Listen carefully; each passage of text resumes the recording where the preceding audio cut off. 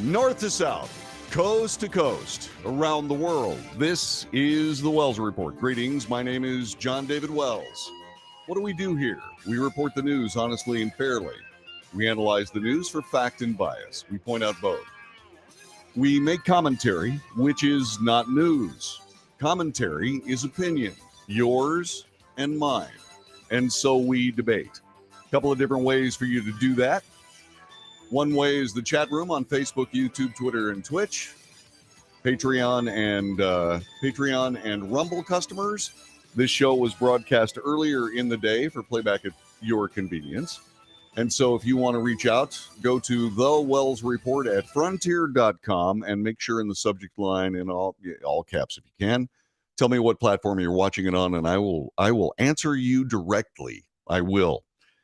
So there is something going on here that we want to chat about here right off the top, and it has to do with a big storm that we had north of the Fort Worth, Dallas area. It was a tornado. It pummeled a Texas panhandle town. It was destructive. USA Today reports it like this. This tornado killed at least 3 people, injured dozens more, caused widespread damage as another round of severe storms moved across parts of southern and the central plains, specifically Oklahoma and North Texas. The National Weather Service in Amarillo, Texas, confirmed that a tornado hit the panhandle in the city of Perryton, Texas. Perryton Fire Chief Paul Ducher told reports that 3 people were killed in the storm. There are a lot of reports of ongoing rescues following a day of violent weather in the south. The Storm Prediction Center said widespread severe storms that included damaging winds, large hail. A few tornadoes were expected and showed up indeed yesterday. Hailstones greater than 2 inches in diameter and strong wind gusts will be possible along the most were possible and indeed appear in the most intense parts of the storm. Our thoughts are with the people of Perryton, Texas this morning as we start our broadcast, and we hope that the damage is easily and quickly remediated, and we hope that no more people lose their lives, and I hope that those injured certainly do recover quickly and that they can rebuild their town. There was something yesterday that I consider to be extremely important and belies a whole bunch of bad reporting and bad government decisions. This came out yesterday. 3 Wuhan lab scientists who were genetically altering the COVID virus were the first people to fall ill with it. This according to a new investigation. According to multiple U.S. government officials interviewed as part of a lengthy inquiry by the news outlet Public and Racket, the first people infected by the virus are allegedly Ben Hu, Ping Yu, and Yan Zhu. They were all members of the Wuhan lab suspected to have leaked the pandemic virus and were participating in gain-of-function research at the Wuhan Institute of Virology. By the way, this story comes to you from the London Daily Mail. We went offshore for this reporting. It is elsewhere. CBS News reported the story and then immediately reported the story of an alternate understanding of where this came from.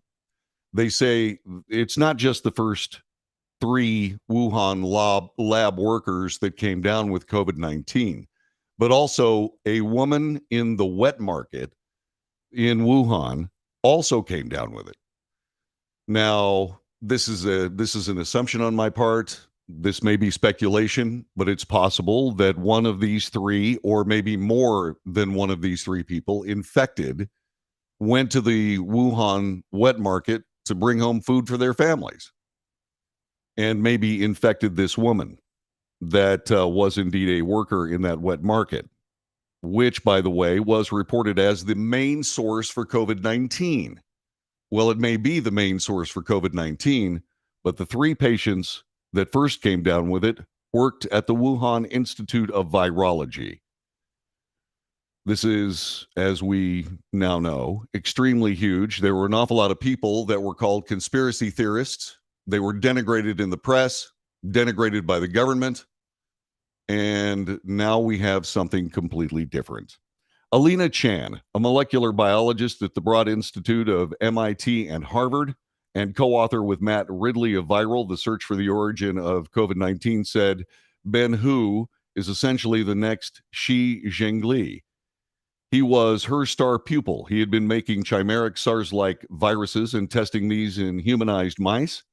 If I had to guess what was who would be doing this risky virus research and at most of getting accidentally infected, it would be him.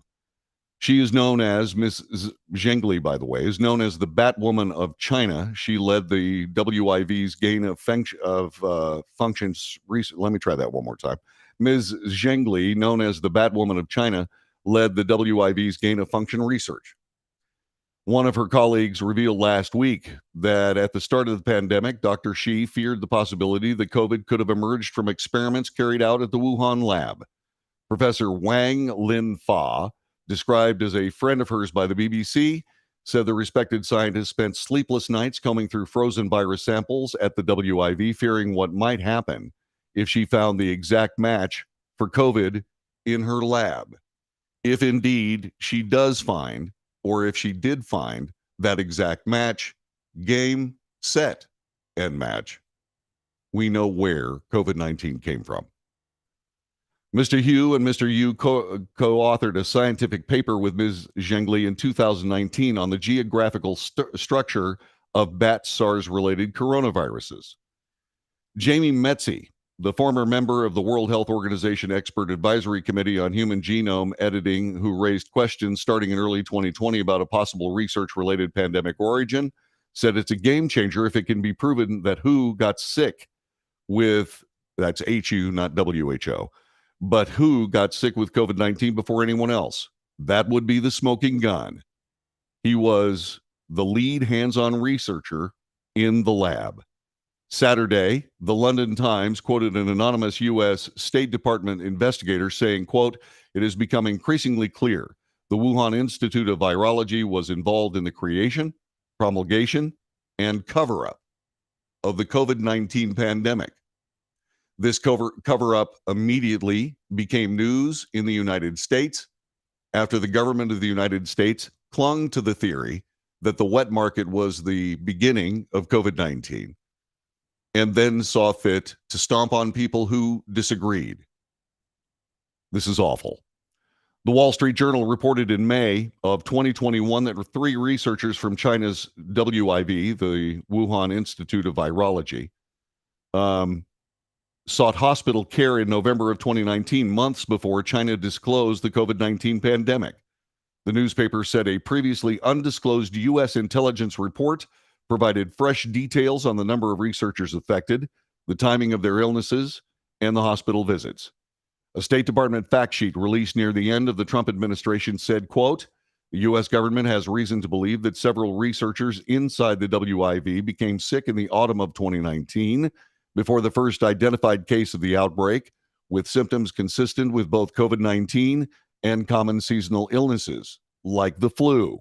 It did not say how many researchers.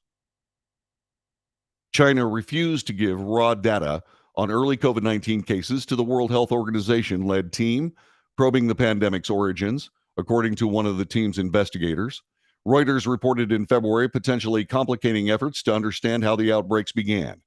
David Asher, a former U.S. official who led a State Department task force on the virus's origins for then Secretary of State Mike Pompeo, told a Hudson Institute seminar in March of 2021 he doubted the lab researchers became sick because of the ordinary flu. He said, I'm very doubtful that people in highly protected, I'm very doubtful that 3 people in highly protected circumstances in level 3 laboratory working on coronaviruses would all get sick with influenza that put them in the hospital or severe conditions all in the same week. It didn't have anything to do with the coronavirus. He added that the researchers' illnesses may be the first known cluster of COVID-19 cases. President Biden signed a bill earlier this year that specifically called for the release of names and roles of the researchers at the WIV who fell ill in the fall of 2019, their symptoms, date of symptom onset, plus whether or not they had been involved with or exposed to COVID research. On 29 December 2017, 2 years prior to the pandemic, Chinese state-run television showed a video that allegedly includes Ben Hu overseeing lab workers handling specimens. None are wearing masks. Whoa. So what does this mean? Well, this means there's an old saw out there that said a conspiracy theory is simply news ahead of the research. In this particular case, the news was far ahead of the research, or at least the public research, which is where we find ourselves today. Apparently, 3 of the scientists in the Wuhan Institute of Virology became sick with COVID-19 first, and that infection indeed spread around the world, killing millions. Why did the United States government call everybody who was bringing this information out conspiracy theorists? Why did they work so hard to tamp down this possibility that the Wuhan Institute of Virology was the main source for this illness? Why has it taken so many years to come up with this information? A lot of it has to do with the Chinese government. Well, what else has to do with it? You know, we talk about the origin of the public dealings with COVID-19, but what about that entire research project? That takes us back to government contributions to the Wuhan Institute of Virology by none other than Dr. Anthony Fauci. So exactly why is it that anyone that brought this up was immediately ridiculed in the press by both the government and the mainstream media? Unfortunately, that takes us back to a very, very ugly idea. That very ugly idea is that there is U.S. government involvement in the Wuhan Institute of Virology that indeed points to gain-of-function research paid for by this government, either directly or indirectly. But let's go back to the wreckage of all these people who brought this up. Let's go back to how they were reviled in the mainstream media, how they were ridiculed by the United States government. What was the source of that ridicule by that government? We've got more about that coming up in just a couple of moments. The news leading the Wells Report today: the scientists involved in gain-of-function research at the Wuhan Institute of Virology are apparently the first cases of COVID-19, a disease that spread around the world, that was used to quell, if not outright quash, the civil liberties of the people of the United States and other countries around the world. I've said many times that the truth will out. It always does. But you start thinking about the human wreckage, not just from the victims of the disease, but those people who tried to tell the truth about it, between the onset and this present day. Again, questions have to be asked about government involvement. We'll have that for you coming up in a moment. This is the Wells Report.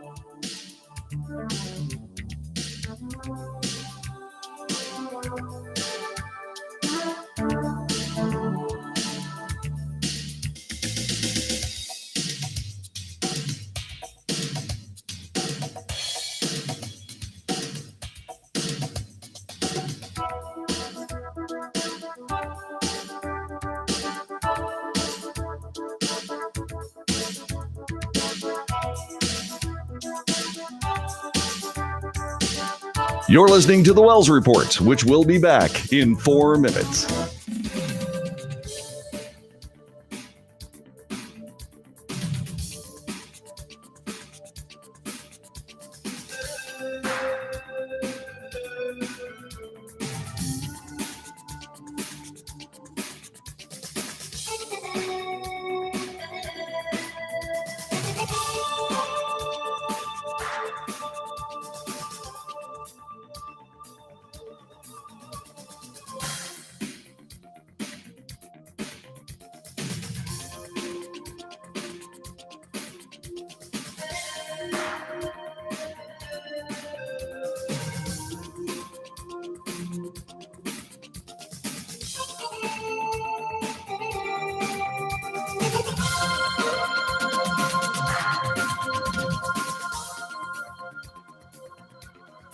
This is the Wells Report, which will return in 3 minutes.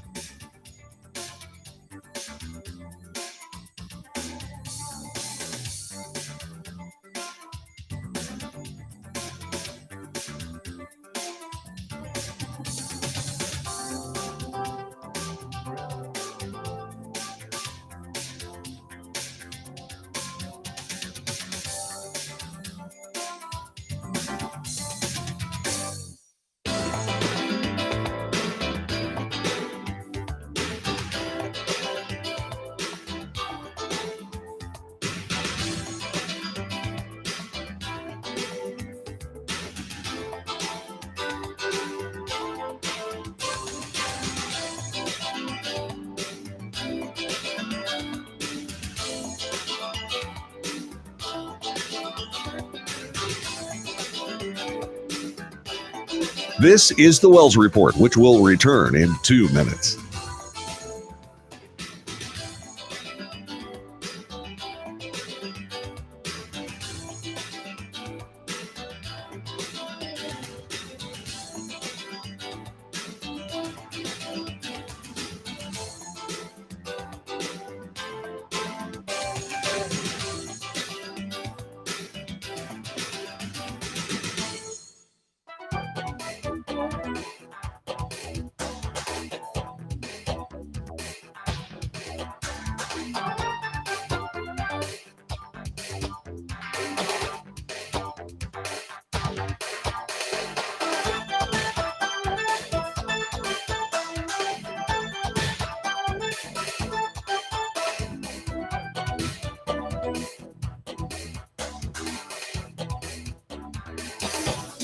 You're listening to the Wells Report.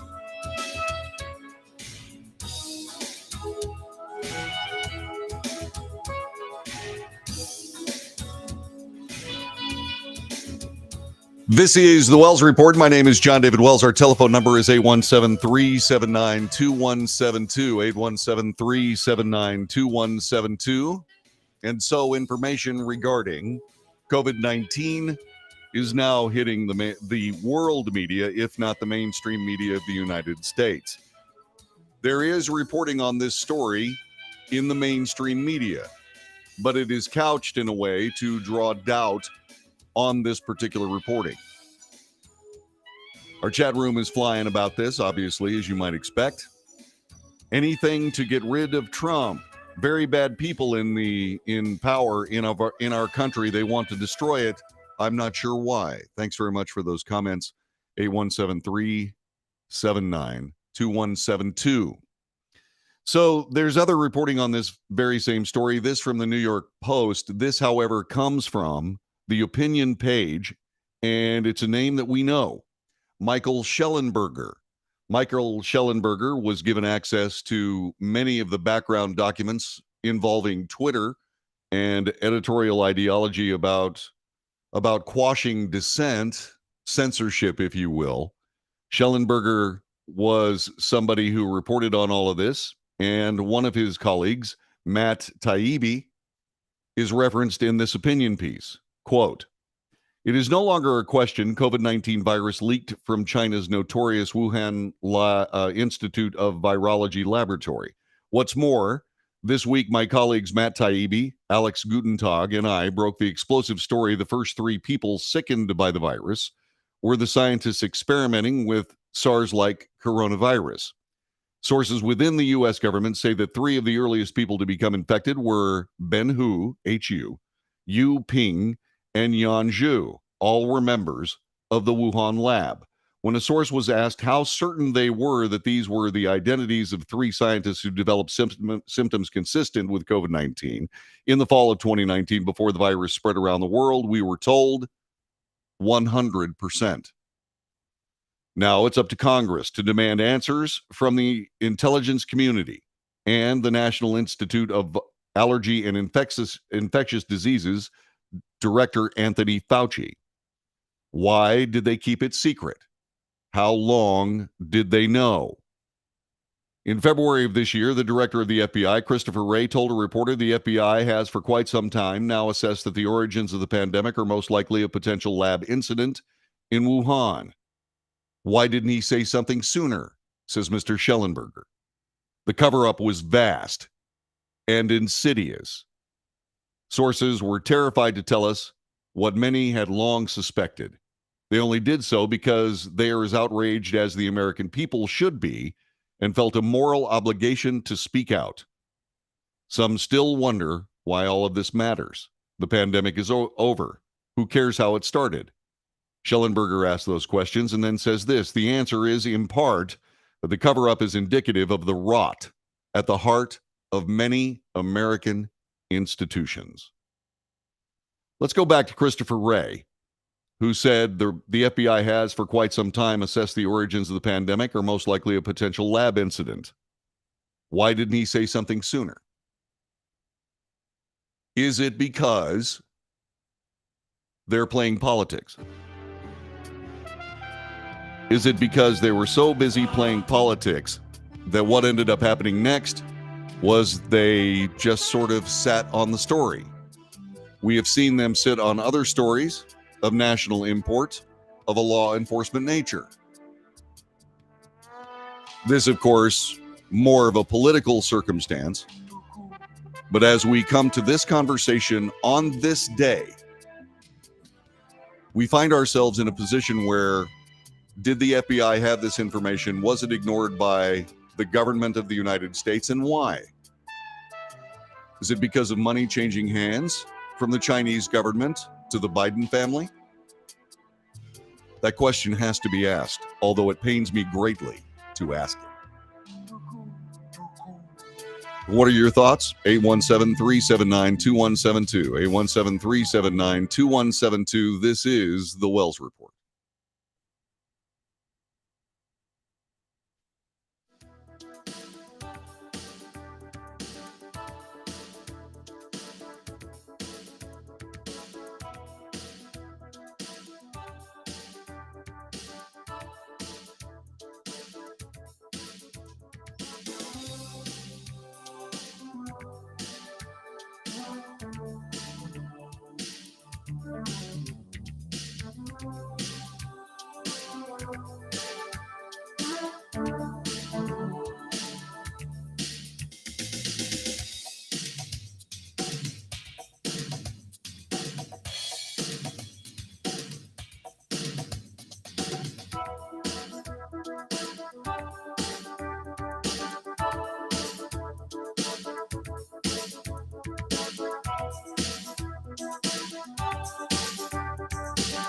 You're listening to The Wells Report, which will be back in 4 minutes.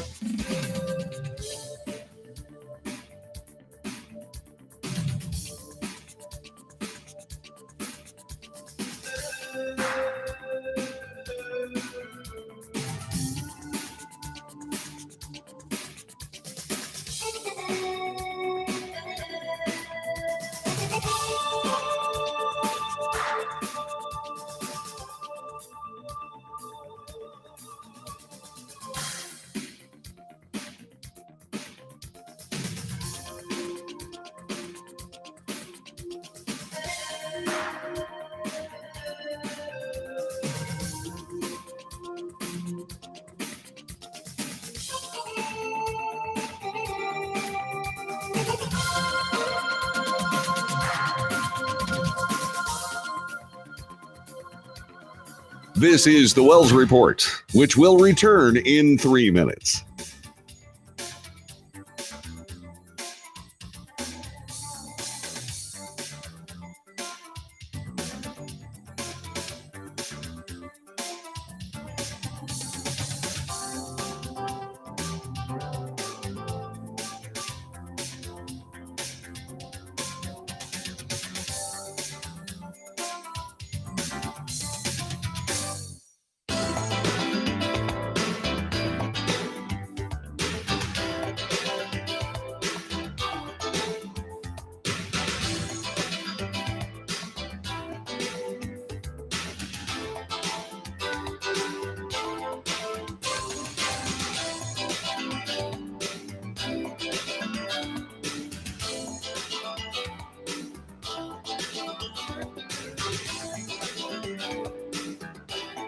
This is the Wells Report, which will return in 2 minutes.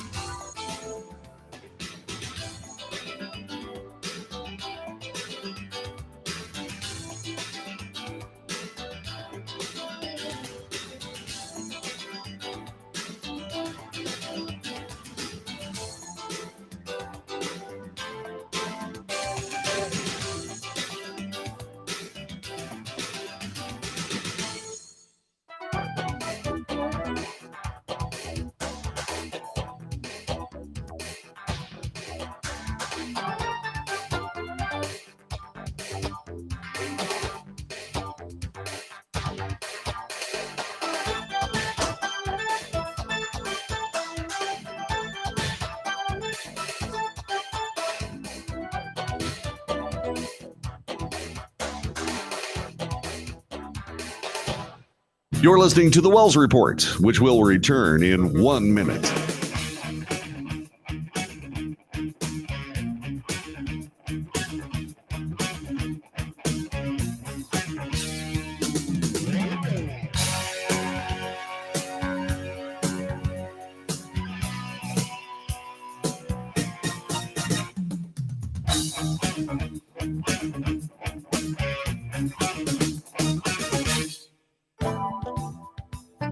The Wells Report returns in 30 seconds.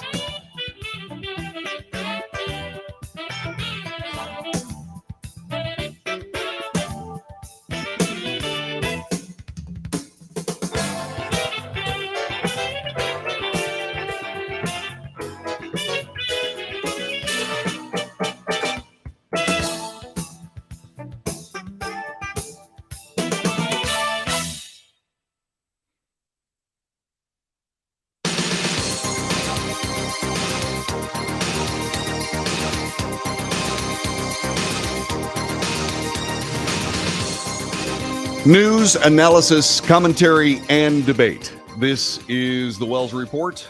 My name is John David Wells. Telephone number is 817-379-2172. Please do, by all means, join us at your earliest convenience in a phone call or anything else that you would like to share with us today.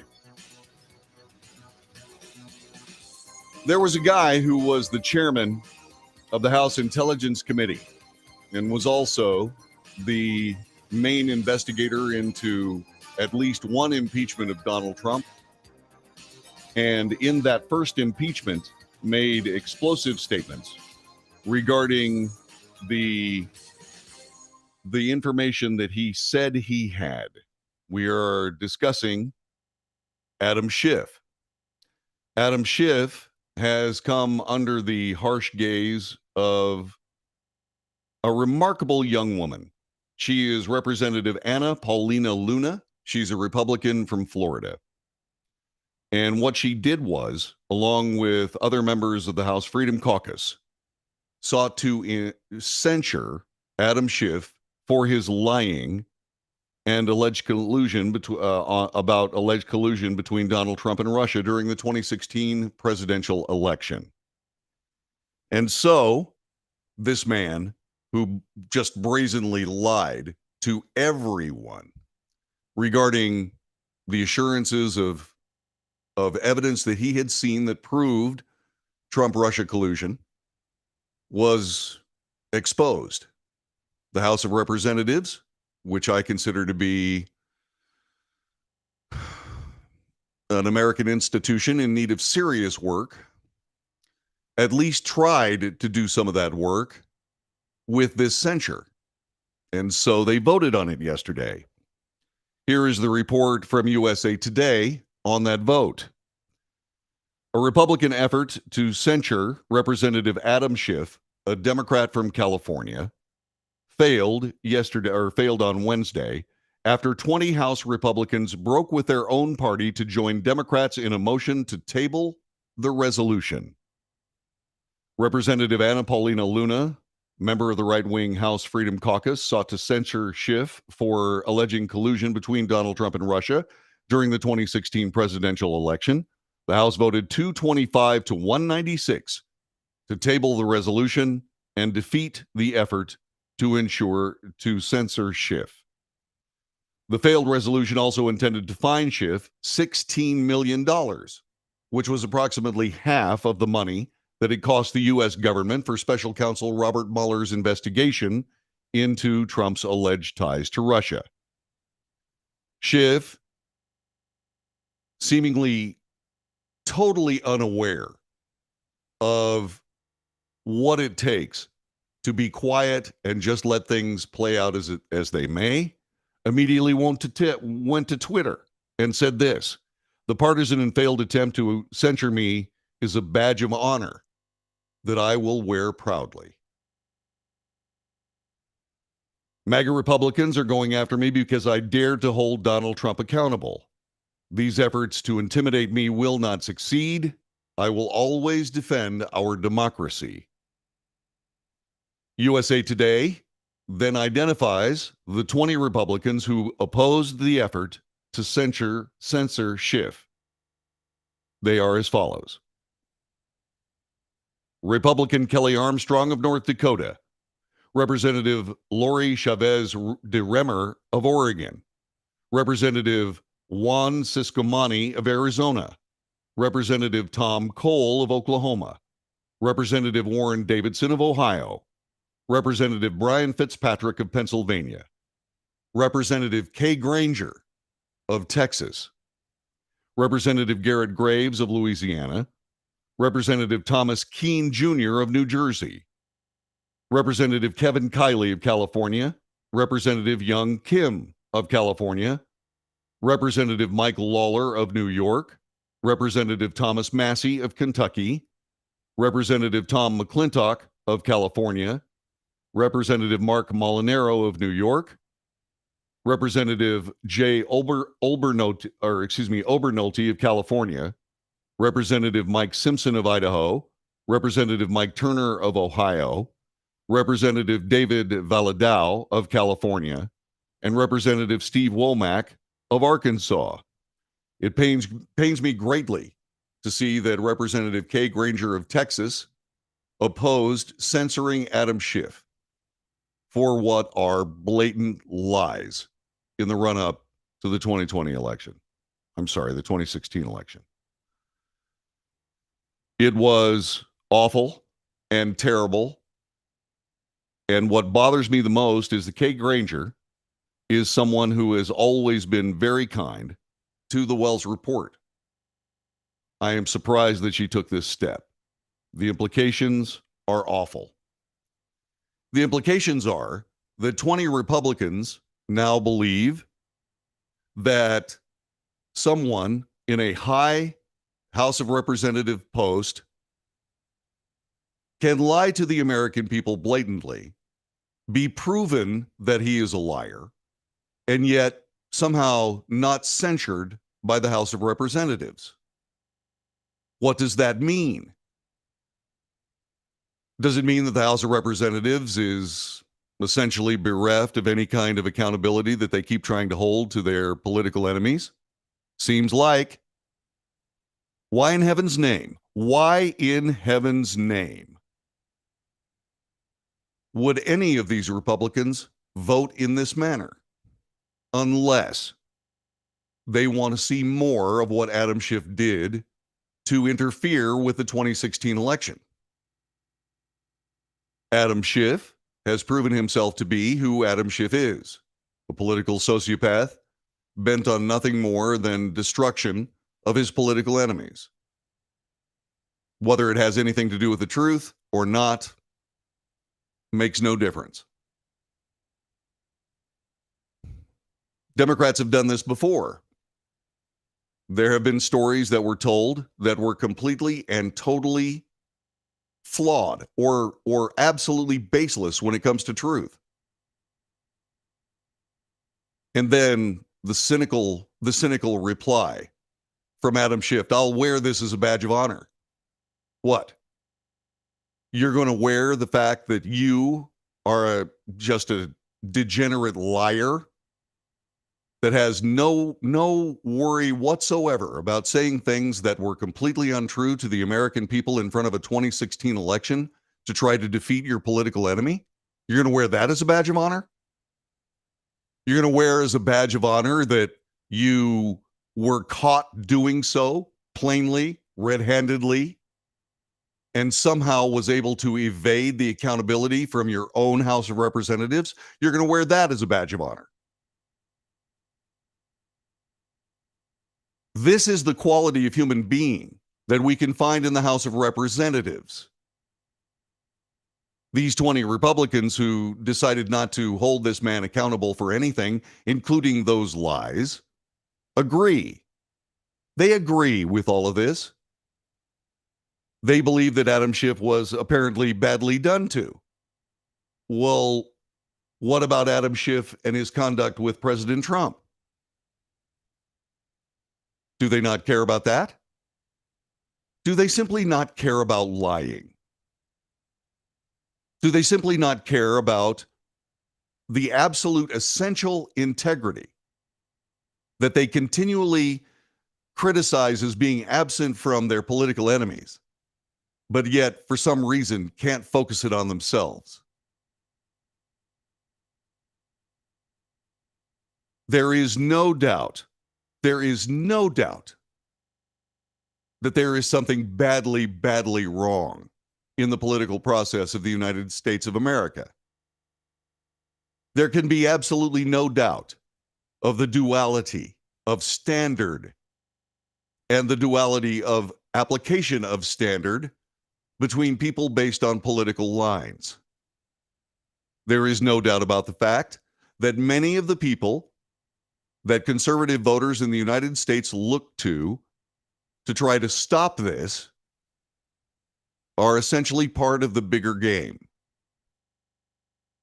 Why is it that our government seems to be more interested in playing a bigger political game than doing the job of representing the people of the United States? Why are these things on our plate this morning? There can be no other solution for Republican voters of these representatives than to make a change. Why in heaven's name would you not make a change based on all of this? The Democrats are the Democrats. At least they're honest about it. They have their ideas about where this country should go, and they routinely work to try to take this country to that direction. But why in heaven's name would Republicans join that fight? Why would Republicans join to change this nation away from something where people who lie to us are punished severely, harshly, instantly? And oh, by the way, where is Kevin McCarthy on this issue? How is it that the Republican leadership in the House of Representatives failed to whip these votes to censure Adam Schiff? How did this vote fail? Now, it's been made very clear that there's a razor-thin majority for the Republicans in the House of Representatives, but that's only 8 votes. There are 20 Republicans that voted with Democrats. If anybody has anything to say about weakness of the Speaker, and not just the Speaker, but Republican leadership in the House of Representatives, here's another smoking gun. Here's another reason why all those people that say, well, we should be able to vacate the chair, maybe they do have a real point. The House Freedom Caucus, long ridiculed in the press and by political pundits and members of the political factions that run this nation, they seem to be on the forefront of all of this from a standpoint of trying to hold their own representative colleagues to account. And yet they are reviled. Lead among them, of course, Marjorie Taylor Greene. But what is the motivation for the Republicans in the House of Representatives, especially their leadership, and these 20 people who voted to allow Adam Schiff to wear some degenerate badge of honor. Why in heaven's name would they make those votes? Notice I don't have many answers to these questions, but I do have some serious questions. Do you have answers? 817-379-2172. 817-379-2172. Chat room, you can do this as well. One of the people in the chat room, Ann, says Scalise told Luna the fine should be removed. Why? Why should the fine be removed? He is a part of that Republican leadership. Steve Scalise. Ginny says, apparently in the House of Representatives, lies are more important than truth. Well, certainly accountability is more important than truth. We just simply don't have it. Another says, Kay Granger, you're fired. Well, we'll have a chance in 2024. We'll see. At this particular moment, I have no idea if anybody's trying to run against Kay Granger. And once again, Kay Granger has always been kind to this broadcast. Perhaps I'll give her a call and ask. Something tells me she won't join us on this broadcast to explain her vote, which is equally disappointing. I'm not going to borrow that trouble first. I'm not going to borrow that trouble. What I'm going to do is this. I'm going to call her office when I finish this broadcast today and see if she has any comment. I'll see if there's a press release on it. And I will report that on Monday. Ann says apparently the fine is what caused the negative votes. Why is that a problem? Do you realize that members of the House of Representatives pay dues back to their political parties for various reasons, for whatever committee assignments that they want? Do you realize that there is a money game? Now, that money is not out of the pockets of the representatives. It's out of their campaign funding, which are all 501c3s. 501c3s can fund each other without any kind of ethical difficulty. That's not something I altogether disagree with. However, the $16 million that would have come out of Adam Schiff would not come out of his pocket, would come out of those campaign funds. And I don't care what the actual reasoning is for these Republicans. They just voted for degenerate lying against the interests of the people of the United States. Or am I missing something? This is the Wells Report.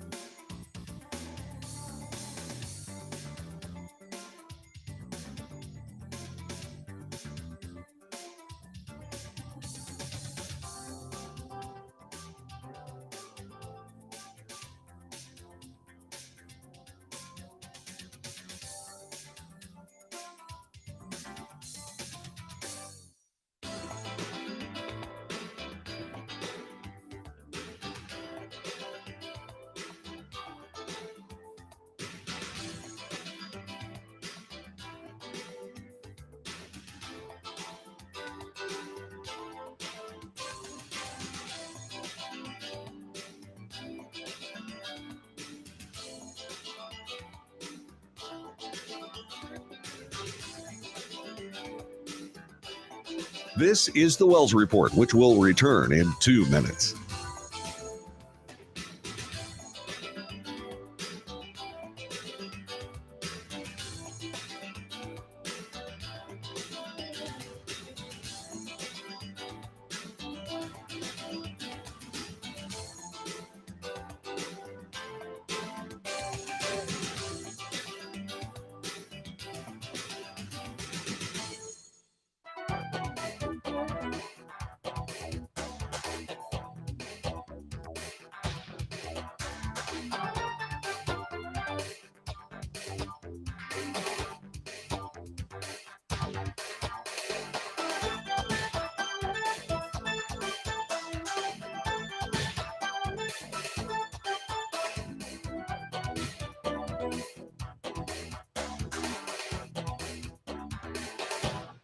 You're listening to the Wells Report, which will return in 1 minute.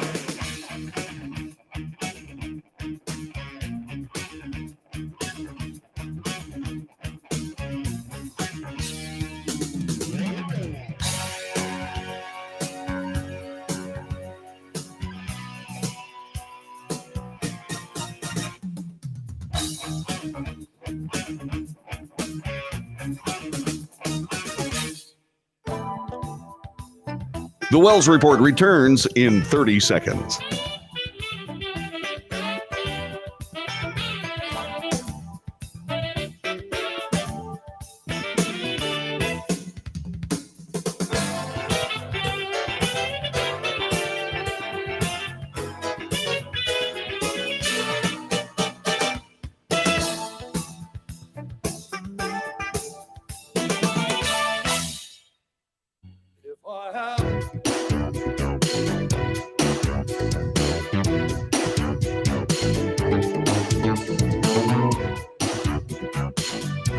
This is the Wells Report. My name is John David Wells. Telephone number 817-379-2172.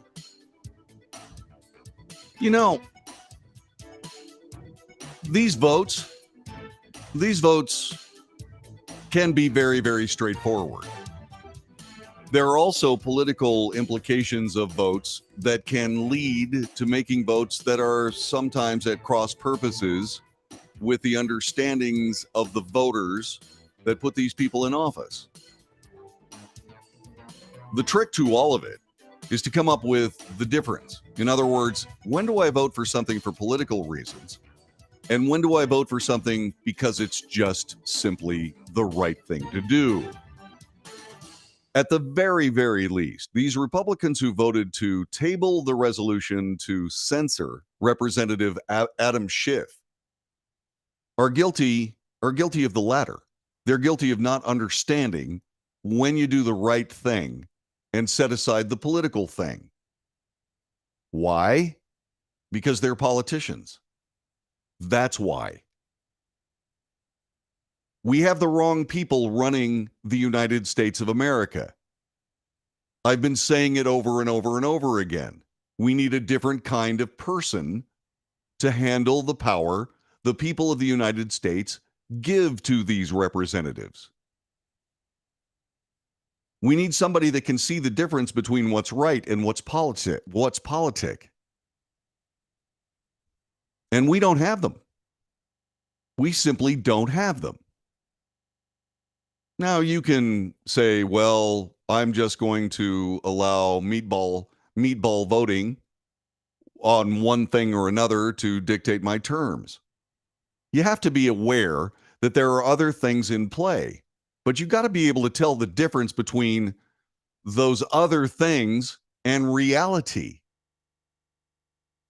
Of all the things that frighten me the most about the federal government is the willingness to set aside what is real, not even what is truth, but what is actually real for the sake of politics. What are they doing? Well, you know, we voted against this. We voted to table this resolution because, well, we were very concerned about the fine. It sets a precedent that, okay, let it set the precedent. Should there not be a cost politically, legally, monetarily for standing in front of the people of the United States over and over and over and just plain lying? This isn't mistake. Adam Schiff is not guilty of making a mistake. He's not guilty of being misled. He's guilty of lying to the people of the United States. That is absolutely inexcusable. Or am I missing something? Anhoy Guzman says there are too many people fighting in court.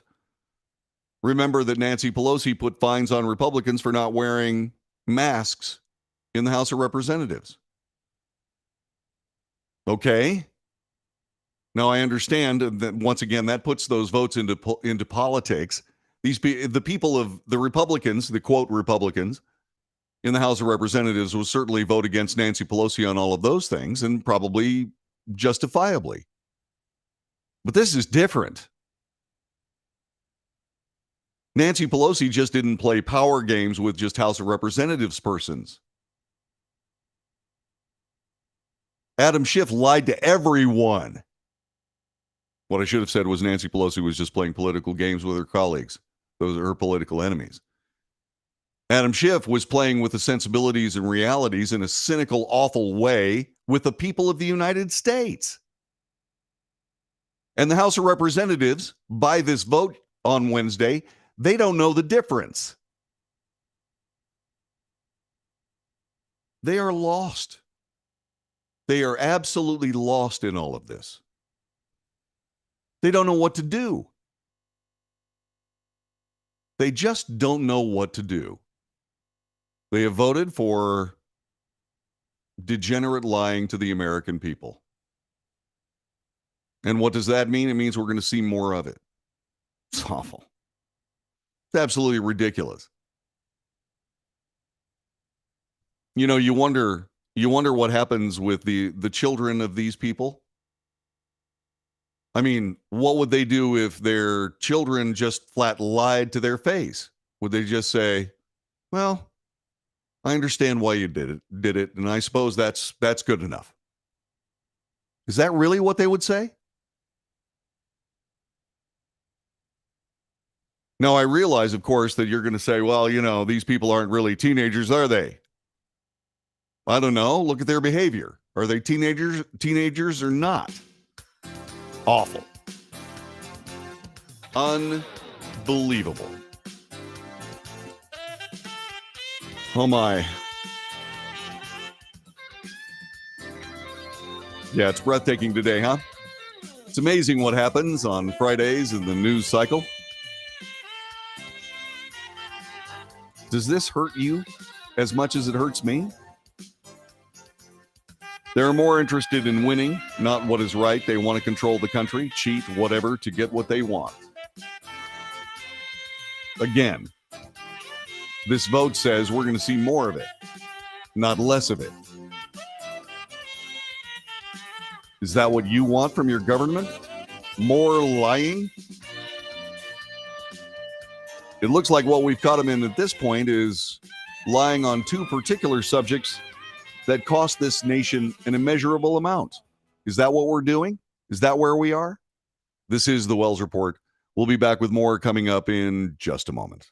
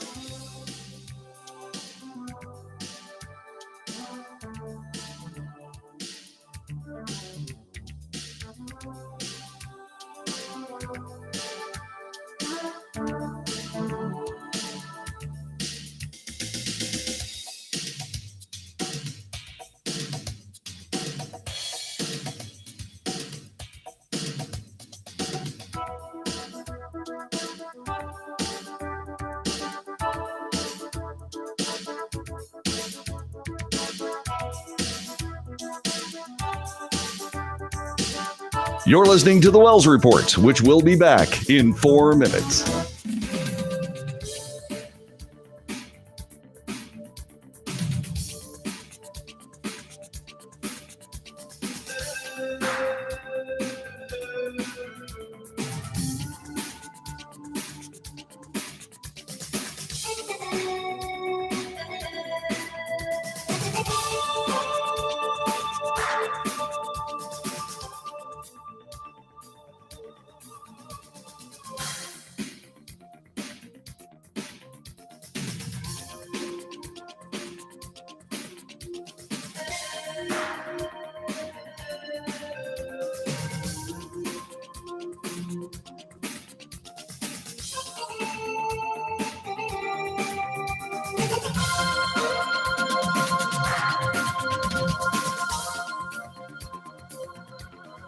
This is the Wells Report, which will return in 3 minutes.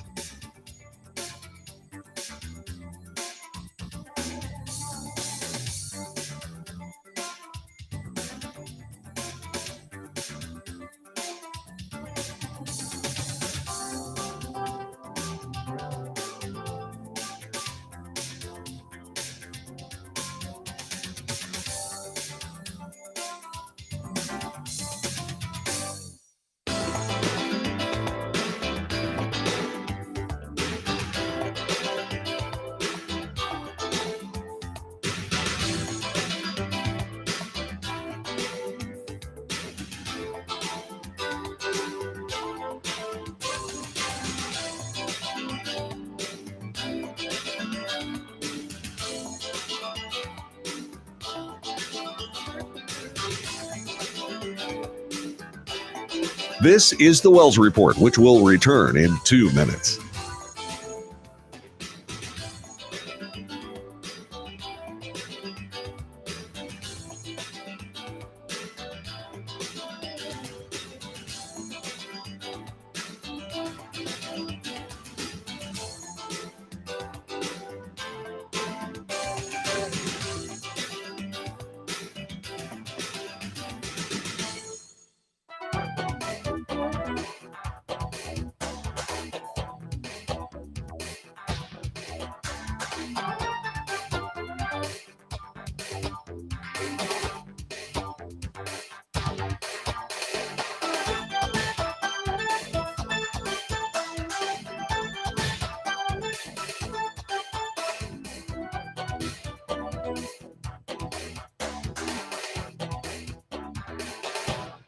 You're listening to the Wells Report, which will return in 1 minute.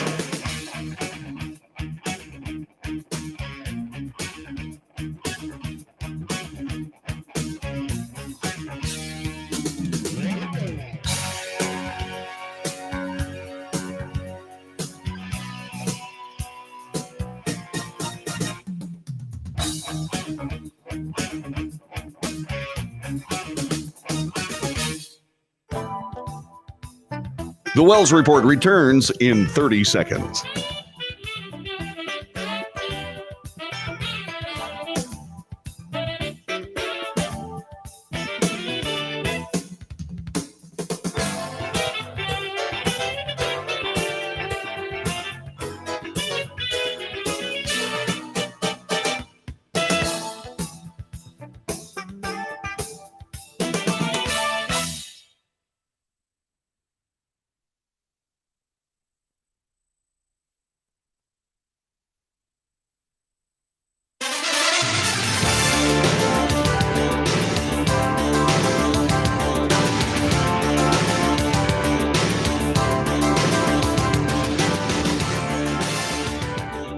North to south, coast to coast, around the world, this is the Wells Report. Good morning. My name is John David Wells. We report the news here honestly and fairly. We analyze the news for fact and bias. We point out both. Hard to do with mainstream media working in this context that we currently find ourselves in. We make commentary, which is not the news. Commentary is simple opinion, yours and mine, and so we debate. There's another story here that I ran out of time on that I really want to cover before we get to the subjects at hand in this hour. This from Fox News. A year after the U.S. Supreme Court reversed Roe v. Wade, and after months of dangerous protests at the homes of justices, liberal manufactured ethics scandals, and failure to disclose who leaked the Dobbs opinion, media and political pundits alike have joined in a reckless campaign to delegitimize the Supreme Court and its decisions. Calls from the left to change the structure of the court reached a crescendo, with more than 30 progressive groups joining together recently in the left's latest efforts to, quote, save democracy, unquote, through restructuring the court to achieve preferred partisan outcomes. And then here's the news. According to the Wall Street Journal, a remarkable 91% of Americans believe that an independent judiciary is a crucial safeguard of civil liberty. The just released Mason-Dixon poll shows that 72% of Americans believe the politicization of the Supreme Court threatens judicial independence. 59% oppose attacks on the integrity of some of the justices. Despite repeated media stories questioning the ethics of some members of the court, particularly Justice Clarence Thomas, 69% of Americans do not want Congress taking over and setting the rules for judicial ethics.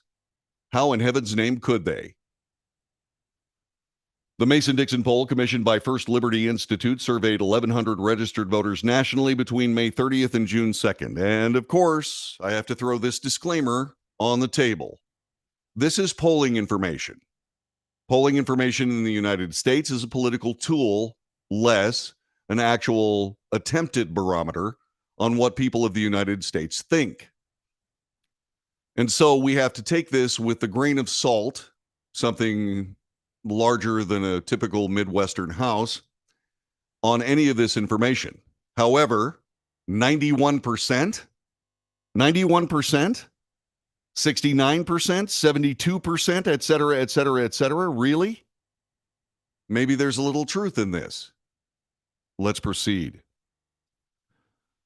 For all of its griping about a conservative court, a conservative Supreme Court, and wild accusations of ethical misconduct, all in a desperate attempt for the Democrat Senate to take over ethics governance of the Supreme Court, the radical left has failed to convince the public in its dangerous attack on the legitimacy of this court. Now, you have to understand, once again, this is Fox News. This is a very biased article here. However, that said, let's continue. Thankfully, Americans see the threats and schemes for what they are, acts of pure political revenge that threaten civil liberties in America. Opposition to the left's most radical ideas, court packing, continues to be strong. 68% of Americans are opposed. Quote, the last thing we need to do is turn the Supreme Court into a political football. Whoever has the most votes gets whatever they want.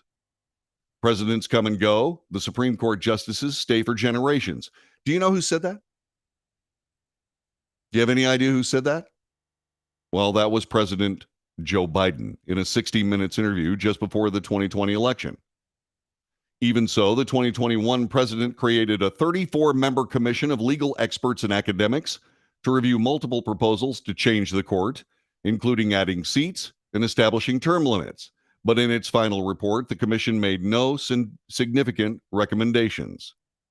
In recent months, the progressive left's focus has been squarely on the court's more conservative justices, especially Justice Clarence Thomas.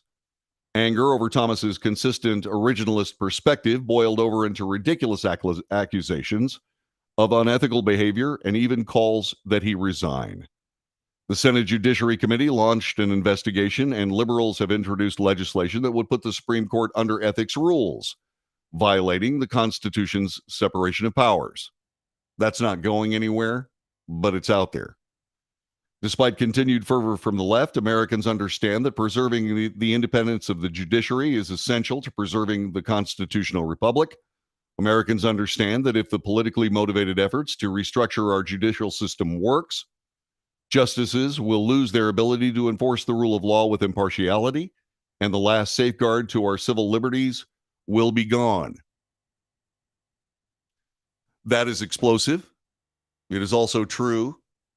And while it is polling information, that polling information is plain.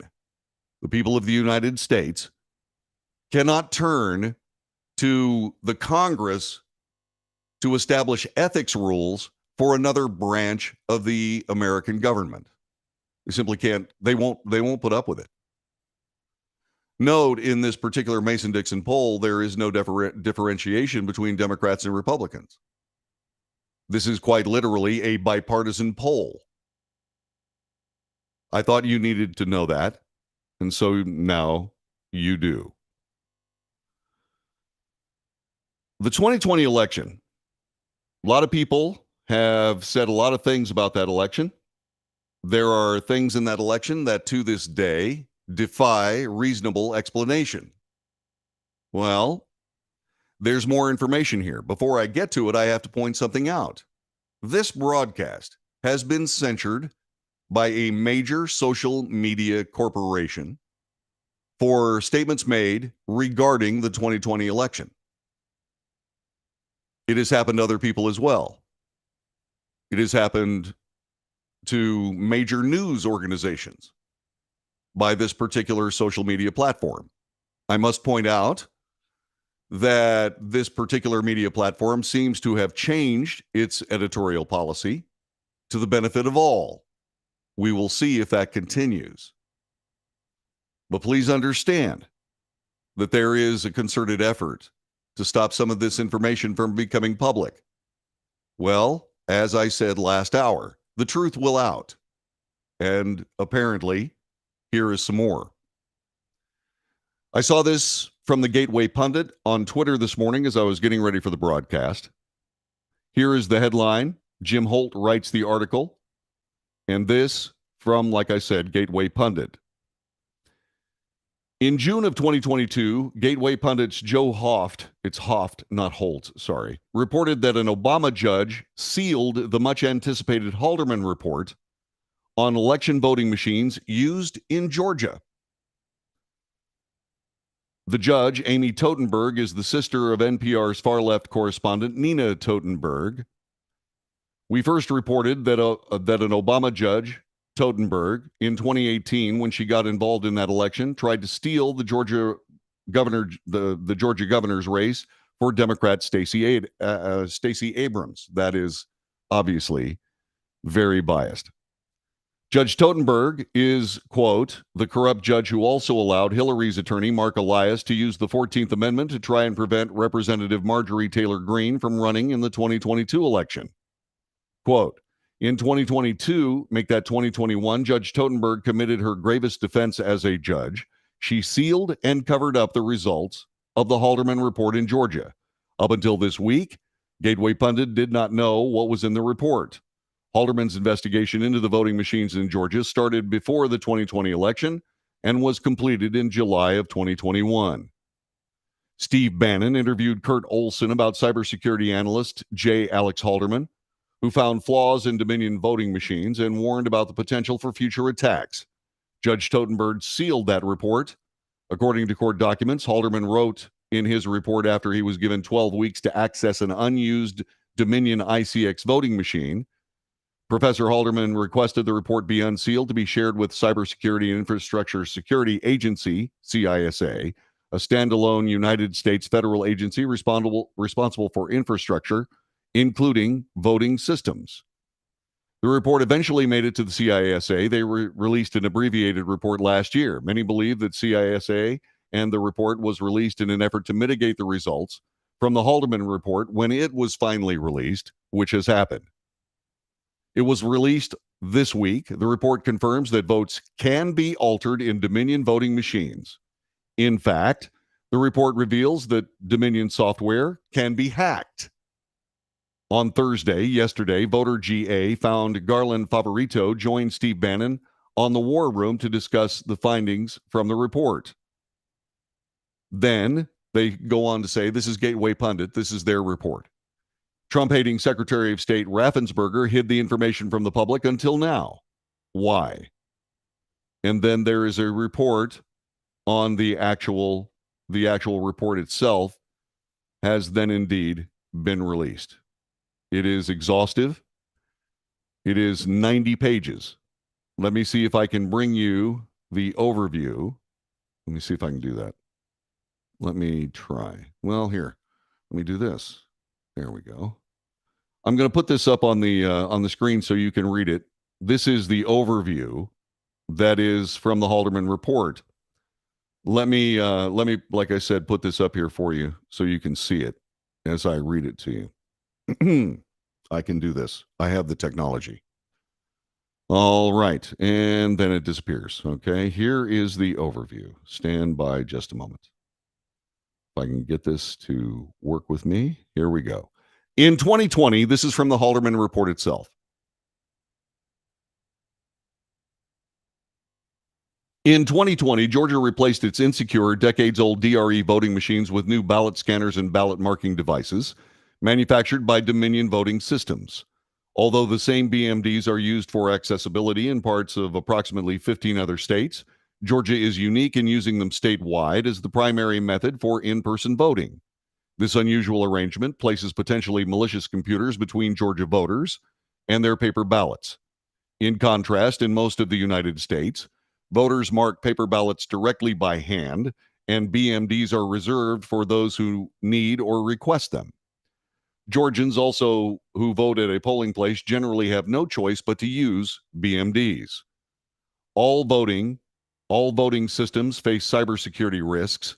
As the National Academics of Science, Engineering, and Medicine recently concluded, there is no realistic mechanism to fully secure vote casting and tabulation computer systems from cyber threats. However, not all voting systems are equally vulnerable. Curling plaintiffs contend that Georgia's universal BMD voting system is so insecure, it violates voters' constitutional rights. To assist the court in understanding the risks the system creates, curling plaintiffs asked me to conduct a security analysis of the ImageCast ICX BMD and associated equipment used in Georgia elections. Using an ICX provided by Fulton County, I played the role of an attacker. I attempted to discover ways to compromise systems and change votes. I, along with my assistant, spent a total of 12 person weeks studying the machines, testing for vulnerabilities, and developing proof of concept attacks. Many of the attacks I successfully implemented could be effectuated by malicious actors with very limited time and access to the machines, as little as mere minutes. This report documents my findings and conclusions. And so that's the overview of the report.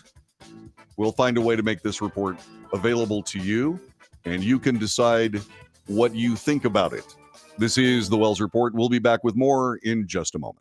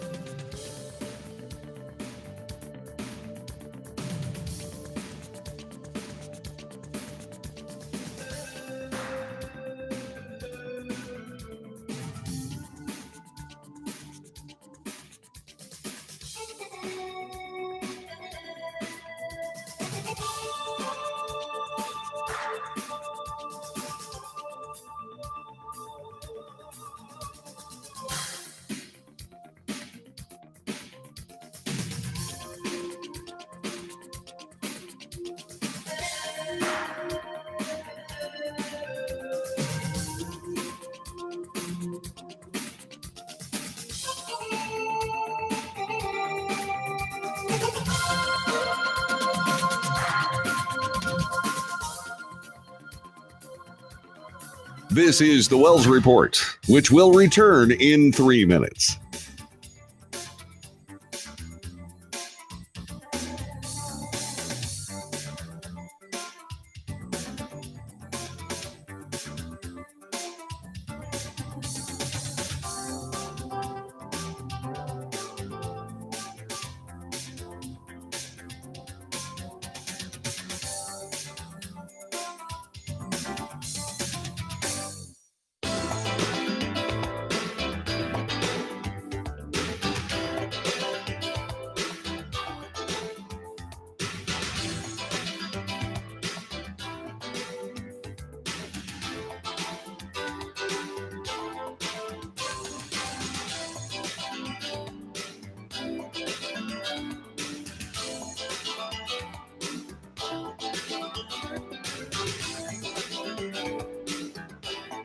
This is the Wells Report, which will return in 2 minutes.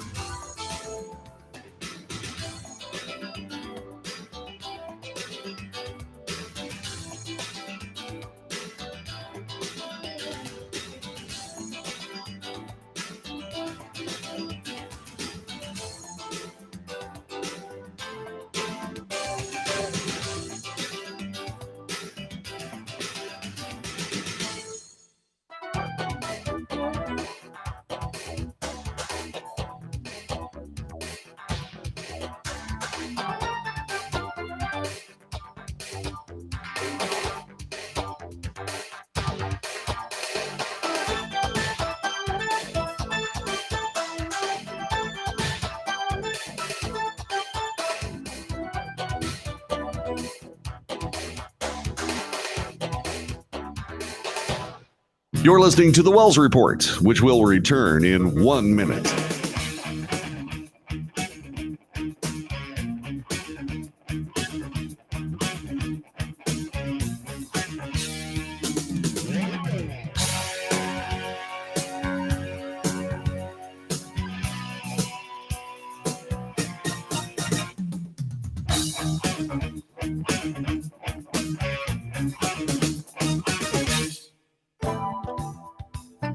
The Wells Report returns in 30 seconds.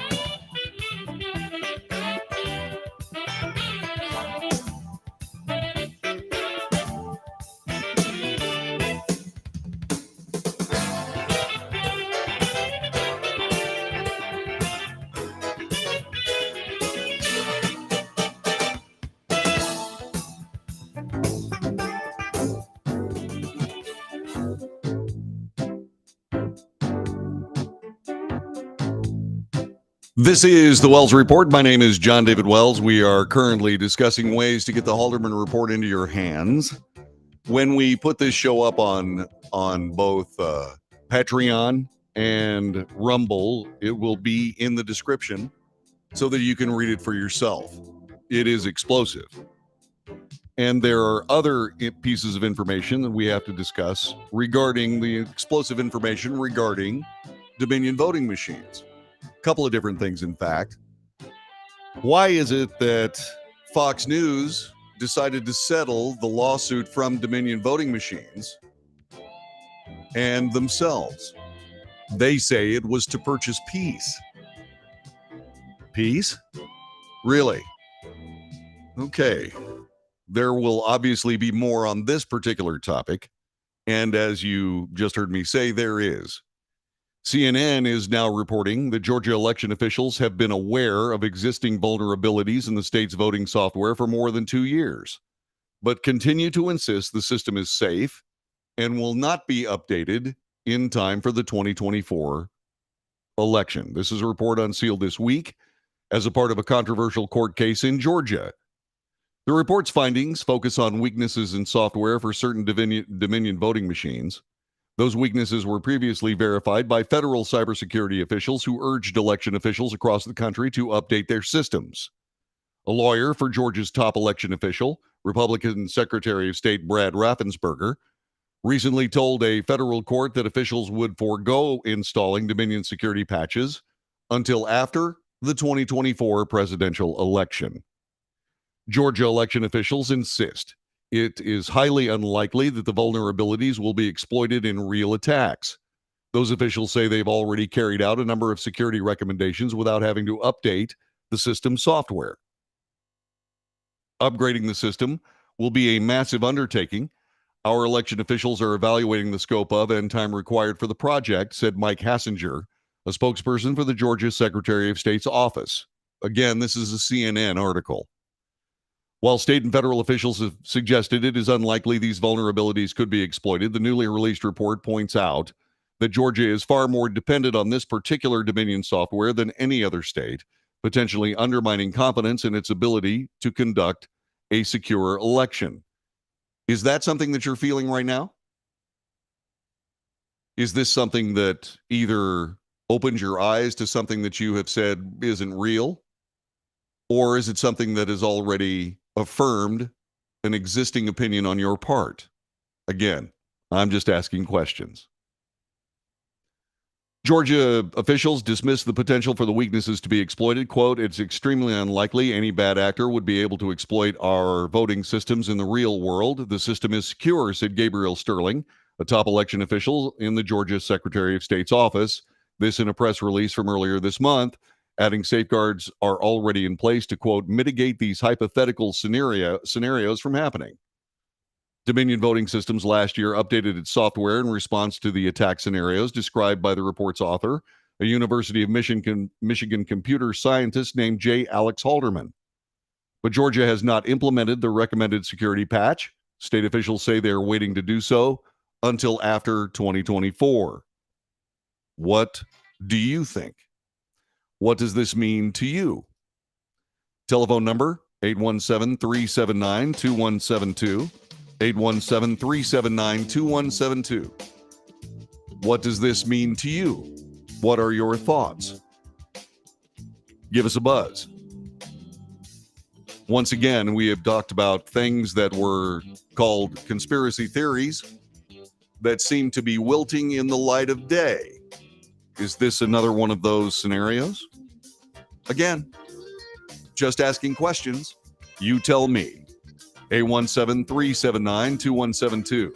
817-379-2172. You can also join us on the chat room. This is the Wells Report for the 16th day of June, year of our Lord 2023. Where do we stand in these United States? What can we expect from our 2024 election? More of the same or something better? Back with more in just a moment.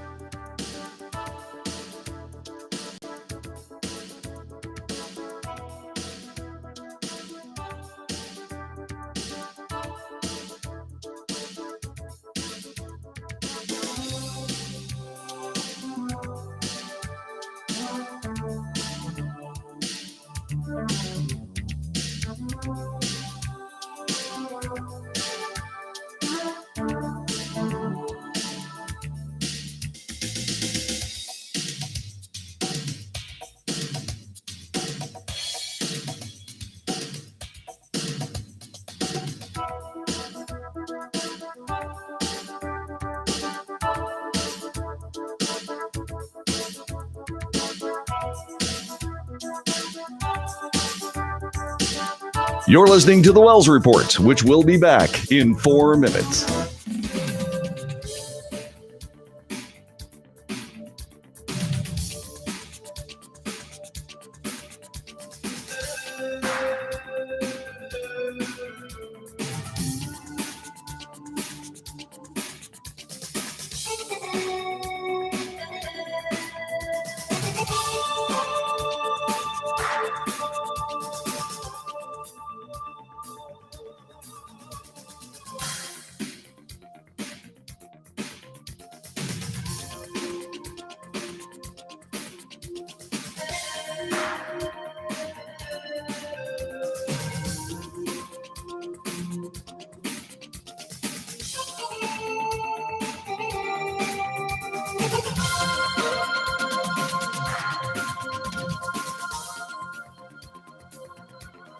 This is the Wells Report, which will return in 3 minutes.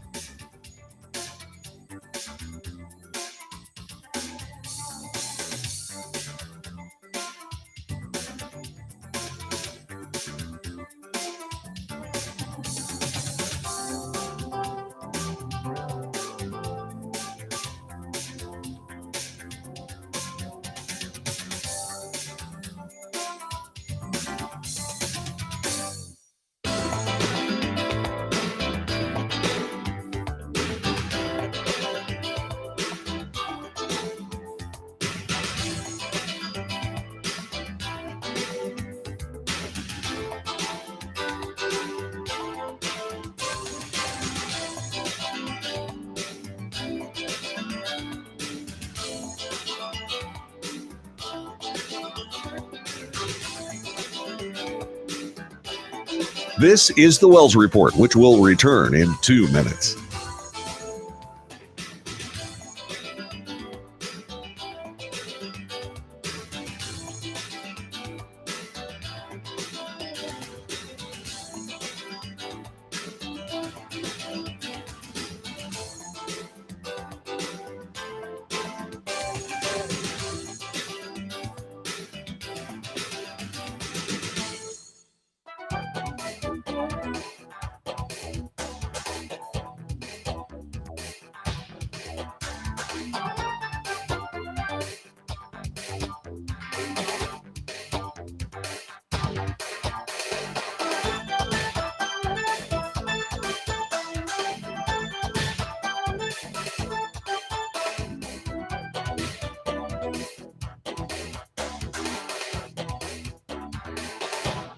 You're listening to the Wells Report, which will return in 1 minute.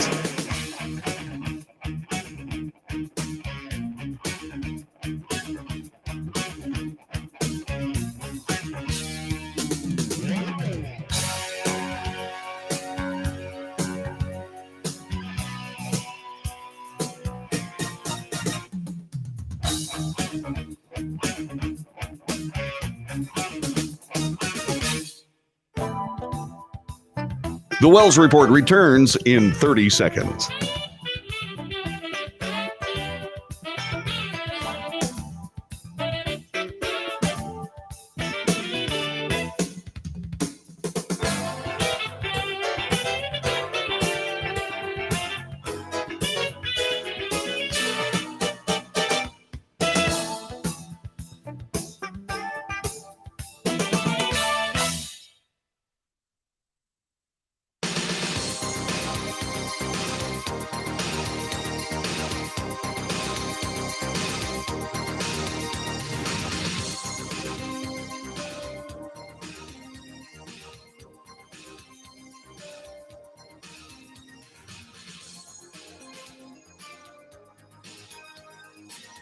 News, analysis, commentary, and debate. This is the Wells Report. Greetings. My name is John David Wells.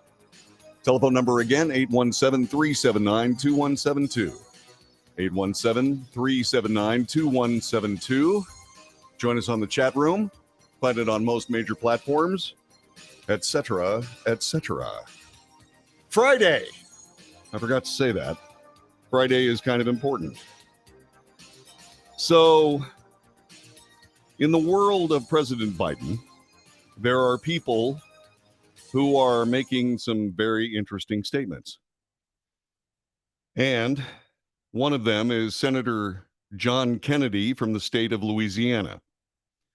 He was on Fox News the other day and said some important things, and we should discuss them. The story goes like this. With former President Donald Trump facing a federal indictment, Republicans are now demanding that the FBI and Justice Department appoint a special counsel to look into President Biden's alleged bribery schemes. On America Reports, Senator John Kennedy added to his GOP colleague demands for FBI Director Christopher Wray and Attorney General Merrick Garland to address the American people's doubts, uphold the integrity of law enforcement institutions, and appoint a special prosecutor. I normally don't do this, but I'm going to in this particular moment because rather than read the words that Senator Kennedy gave to the people of Fox News, it's probably better for me to go ahead and indeed just play the report, which I will. But before we get to that, let me ask you this. Should there be a special counsel appointed to look into President Biden's affairs? Should there be?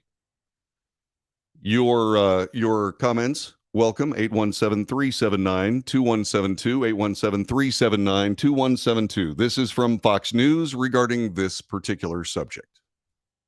Bring in Louisiana Republican Senator John Kennedy, who is a member of that committee.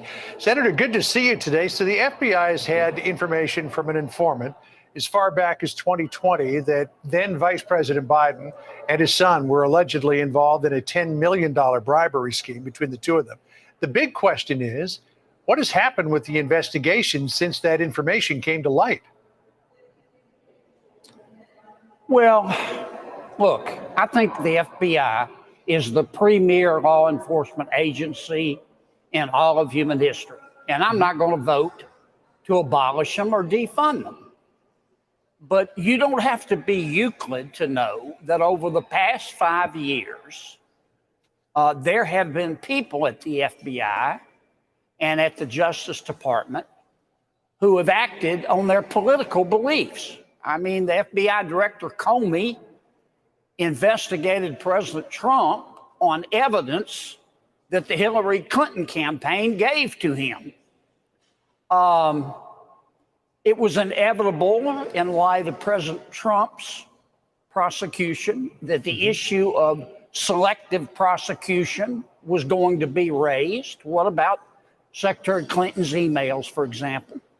Now, Senator Grassley, who has a great deal of credibility, has received a document from a whistleblower inside the FBI based on a trusted informant that says President Biden has been bribed and that the people that bribed him have tapes.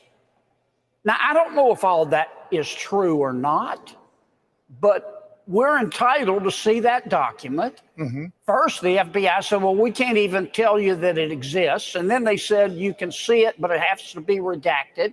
Right. They won't tell us whether they even investigated the allegations. The only people who can fix this, John, are the head of the FBI and the Attorney General. So The according American to, people, I was I was just just going going to say the American people understandably have doubts, and only Chris Wray and the Attorney General can address those doubts, and you can't find either one of them with a search party. They just won't answer. Yeah, those doubts were really heightened when Senator Grassley said, look, I looked at the redacted 1023 document and found out that part of what was redacted was this information that there were 17 recordings of phone calls between Joe and Hunter Biden and some executive from Burisma. Senator Blackburn of the great state of Tennessee asked Paul Abate about that yesterday. Listen to this exchange. You chose to redact the fact that there are 17 voice recordings, 2 of those with the now president. You chose to redact that and not to give that to House oversight. I have Is no that idea accurate? if there are voice recordings or not. How was it that the deputy director of the FBI wouldn't know if there were recordings or not? I would think that he would have read that form. Maybe he didn't. I think he does know. I don't think he's being allowed to say. And these are fair questions, and the American people are entitled to the answers. And particularly in light of the way the FBI acted when President Trump was president, and now the way they're acting while President Biden is president. These are fair questions, and only the FBI director, Director Wray, and the Attorney General can clear this up, and neither one of them will say a word. And trust me, it is just not going to get it anymore. Now, there are obviously questions about a double standard that are being raised in relation to the documents investigation. Former President Trump gets popped. So far, Biden has skated when he's being investigated for the same thing. And then there's all of these allegations that the FBI has regarding bribery. Do you believe that Attorney General Merrick Garland is running cover for the president? I believe that a lot of people believe that. I don't know. But I believe there's a perception out there among the American people. There's certainly a perception of that on Congress, and only the Attorney General can address that. And Dog the bounty hunter couldn't find the Attorney General right now. He refuses to talk about it. So does the FBI director. These are all fair questions. They're not going away. For the integrity of the FBI as an institution and the Department of Justice, the two heads need to look the American people in the eye in front of God and country and tell them the truth. And until that happens, this isn't going away. Well, if Dog is looking for the Attorney General, he's on Pennsylvania Avenue at the Department of Justice right now. Apparently he's in a meeting. But Senator, thank you so much. We really appreciate your time. Thank you. All right, so that was Senator John Kennedy of Louisiana making plain what many of us think. Just exactly what's going on here. Well, what is going on here? The president, for his part, has seen fit to I don't know exactly how to categorize this response, but I will let the reporting take care of itself. Remember, this is from Fox News. It is biased. President Biden lashed out at a reporter who on Thursday asked why the FBI document alleging a criminal bribery scheme between he and a foreign national referred to him as, quote, the big guy.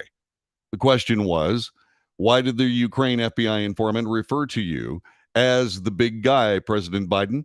Why is that term continuously applied? And then, in a very, very ugly way, the President of the United States essentially smirked and said, why would you ask such a dumb question? Well, what kind of a statement is that exactly? Just exactly what is that all about? I don't get this. Why would this president see fit to respond in this way? You can see for it yourself. You can see it for yourself here on the Wells Report. Let me bring this up to you as soon as I figure out how to quit arguing with this particular piece of video. Off we go. Let's see. Stop. Thank you. Stop. If you could only see the comedy that's going on behind this particular effort, you would understand why I'm giggling. So here is the President of the United States at some conclave somewhere responding to this reporter's question. Listen carefully. Why is this waiting to my big guy? Thanks, guys. Appreciate it. Thanks, Brett. Why did the Ukraine FBI informant file refer you as the big guy, President Biden? Why is that term continuously applied? Thanks, guys. Why do you ask such a dumb question? Why do you ask such a dumb question? It's not a dumb question, Mr. President. It's a serious question. Now, would he answer it? Not likely. No, he's not going to answer that question. The best way to do it is to not smirk. Just sit there and go, why would you ask us such a dumb question? That kind of cynicism doesn't go very far. That cynicism, by the way, will not be reported by the mainstream media. But that Cheshire Cat grin is wearing thin, if you have to ask me. Now, there was an immediate response. Again, this is Fox News coverage. It is a bit biased. He was torched. The president was torched for his response.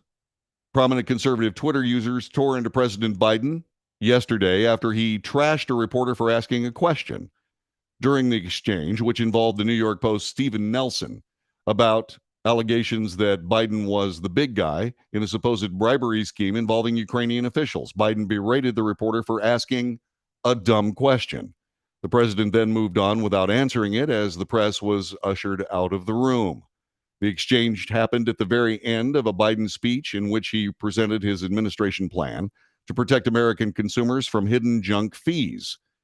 The president, surrounded by several executives from various companies, made a brief speech on the topic before being confronted by Nelson on allegations of his corrupt business dealings with foreign officials.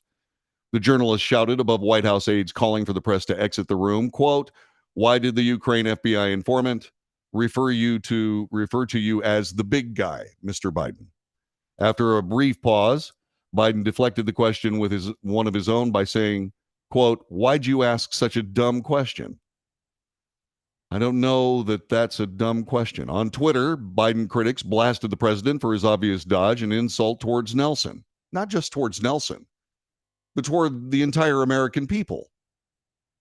Real Clear Investigations editor-at-large Benjamin Weingarten put out a sarcastic response stating, quote, "Very strong defense being put up right now," with Fox News contributor Guy Benson responding similarly, saying, "Compelling rebuttal." Crooked Joe is getting testy, ex-strategy CEO Alex Brusewitz quipped. Biden can't avoid answering this issue for long. Lack of explicit denial is telling, says PJ media columnist Matt Margolis. Joe knows he's getting defensive. Joe knows he's caught, so he's getting defensive, said conservative YouTube creators, the Hodge twins. The official account of the GOP Oversight Committee dissected Biden's response, tweeting, "Americans are concerned President Biden may have sold out the United States to make money for himself.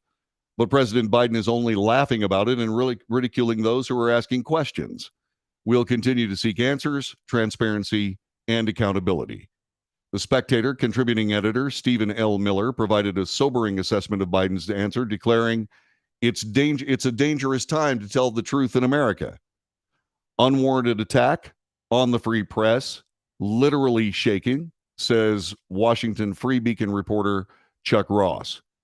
The hostility at Joe Biden shows to journalists is a threat to the vital American belief in the freedom of the press. This must be condemned, said The Morning Answer. That's a radio show that they tweeted. Reporter Chuck Spiring, brought up Biden's history of trashing reporters, asking him questions he didn't like writing previous. Biden snapped at Jackie Henrich for asking a stupid question, at Caitlin Collins for being in the wrong business, called Peter Doocy a stupid SOB. These are things that aren't going anywhere. The question came as allegations of Biden corruption have reached a new intensity in recent weeks. According to news reports, highly credible human sources tell the FBI in 2020 that Biden had been paid $5 million by an executive of Ukrainian natural gas firm Burisma Holdings, while his son Hunter was on its board. Sources told Fox News Digital the FBI-generated FD 1023 form alleged there was a criminal bribery scheme between Vice President Joe Biden and a foreign national that involved influence over U.S. policy decisions. The same source told Fox News the document references the big guy as a supposed nickname for President Biden. This is a circumstance where the President of the United States simply thumbs his nose at not just reporters, but the people of the United States. Now, the mainstream media has done an overwhelmingly good job of trashing the credibility of something called freedom of the press enshrined in the Bill of Rights of these United States. And so, for people to stand up and say, hey, this is an attack on the free press, well, okay. It's hard to tell the attacks from the free press from attacks on the free press, isn't it? It's a mess. It's an absolute mess. The question is, what can be done about it? That is the question. This is the Wells Report. My name is John David Wells. I want to thank you very much for being a part of our broadcast. President Obama is in the news. There has been a President Obama sighting. We'll have it for you in just a moment on the Wells Report.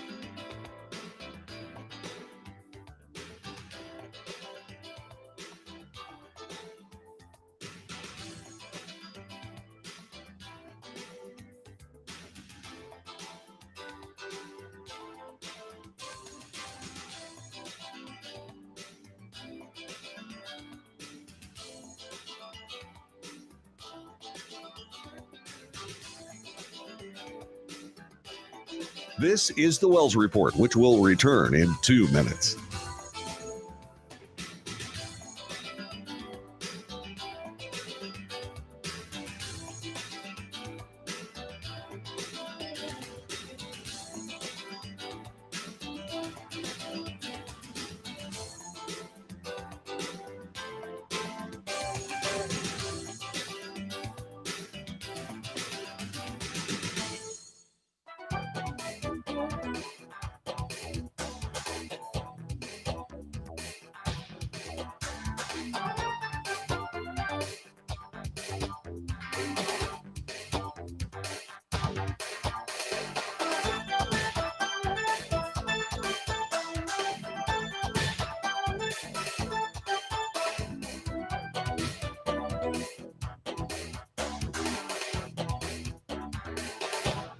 You're listening to the Wells Report, which will return in 1 minute.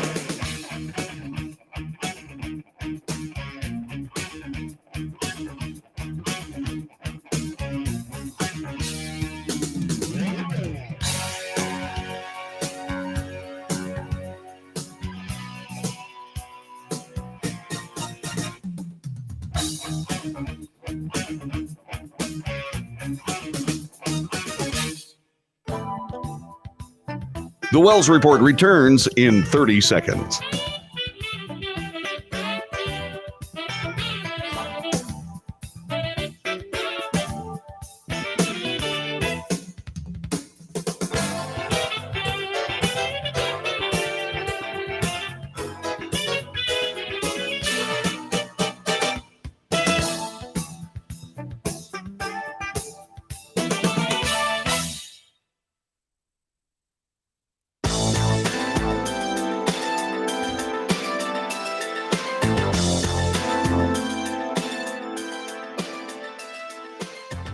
This is the Wells Report. My name is John David Wells. Telephone number 817-379-2172. President O'Biden.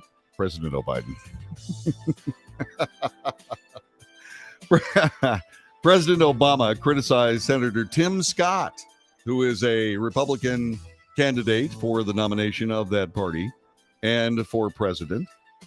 President Obama criticized the optimistic tone by the senator on race, acknowledged while projecting a hopeful message is important. This has to be undergirded with an honest accounting of our past and our present. I'm going to attempt to play the video that I am discussing here on the Wells Report, so by all means, wish me luck. This again from Fox News, and we'll see what I can do about making this happen. And we'll jump in and see if this is the right part. Place and then become his own insurance company, have his own insurance company, and then decide to get into Congress and become a senator, maybe the next president of the United States. But that's not good enough for the former president. He wants to see a plan from Tim Scott. Listen to this. I'm not being cynical about Tim Scott individually. I am maybe suggesting that the rhetoric of can't we all get along, and the quotes you made about from my speech in 2004 about there's a United States of America, that has to be undergirded with an honest accounting of our past and our present. And so if a Republican who may even be sincere in saying, I want us all to live together, doesn't have a plan for how do we address crippling generational poverty that is a consequence of hundreds of years of racism in the society, and we need to do something about that. All right, so that's the president of the United States on Fox News. Now, Tim Scott has rebutted this. He says this is Tim Scott speaking. Let us not forget that we are a land of opportunity, not a land of oppression. Democrats deny our progress to protect their power. The left wants you to believe faith in America is a fraud and progress in our nation is a myth. The truth of my life disproves the lies of the radical left. We live in a country where little black and brown boys and girls can be president of the United States. The truth is, we've had one, and the good news is we will have another. The South Carolina Republicans' remarks are in response to comments made by President Obama during a podcast interview with his former White House senior advisor, David Axelrod. The former president, who was asked about Scott's messaging on race, suggested Scott was not offering solutions for how to tackle systemic racism within the country or acknowledging the difficulties that Black Americans face. Well, I believe that this is not necessarily a terrible thing. In fact, I believe it's a good thing. I believe that President Obama asking Tim Scott to flesh out the details of his plan on how to do something about institutional racism in the United States is a good thing. I also believe that it might be something of a hanging curveball for Tim Scott. In other words, a baseball reference of a pitch that is typically easier to hit than the rest of the fair thrown by major league pitchers to batters. The thing about it is this. First of all, we do need to know what Tim Scott wants to do about systemic institutional racism in the United States. I would dare say that the thing that Tim Scott could come back with is, well, if indeed we, the people of the United States, are tired of systemic racism and want to do something about it, the government should take the lead in ridding itself of systemic racism. Every time there is a government plan to provide goods and services to a particular portion of an American population based on race, that's systemic institutional racism. The objective of all of this is to return to a country that bases its opportunity on just that, opportunity. The United States of America is a meritocracy. That is all there is. If indeed you want to succeed in this nation, if you do want to do that, you have to make the most of your opportunities. Are all those opportunities equal? No. Opportunities are not equal.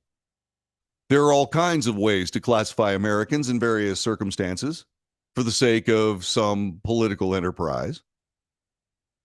It doesn't make any difference it doesn't really make that much difference about race. For example, if you're somebody that's, say, for example, I don't know, in their 60s, you have a difficulty in finding a job. Why is that? Is it because people hate old people? No. No, it's because that when you're running a business in a meritocracy, what you may need to do is you may need to find a candidate which may not have the same experience level or even capabilities of someone who is older and more experienced, but you're willing to make that investment in a younger person as opposed to an older one. So what do older people have to do? They have to have a better story. They have to have a better way to present themselves. They indeed have to have better solutions. In other words, they have to maximize their opportunities to bring something valuable to this new enterprise. That is not that people hate old people. That means that old people have to step up to the plate and be the best candidate by far. That makes all of us better, doesn't it? That's what a meritocracy is all about. This has been the Wells Report. The executive producer of this broadcast is Dirk Steele. I'm John David Wells. Have a great day. All righty, my friends. I will see you on Monday. Let's see. What else is going on here? Before I go, yes, Biden. Jeez.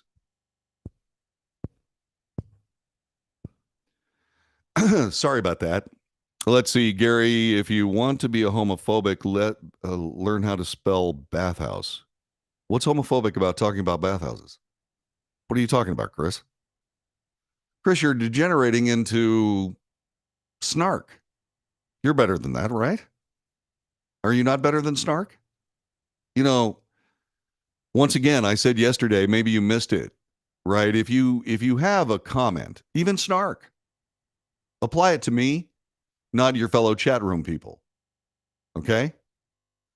We're talking about the topics when we talk about the topics, and stop taking shots at people that are responding honestly to what they believe is the truth. Respect them. Or, in the words of Samuel Adams, leave us in peace. How about that? Okay? Look, you contribute to this, Chris. You contribute to this. You contribute to this. All right? Who cares why he's calling President Obama Bathhouse Barry? Okay? Who cares? The point of the matter is this. What we need to do is we need to make sure that we interact politely to the people in the chat room. Be polite. It, by the way, enhances your credibility, right? You have a lot to contribute. You have a lot to contribute to this broadcast. But contribute, don't detract. All right? All right, that's all I have today. God bless all y'all. I'll see you on Monday.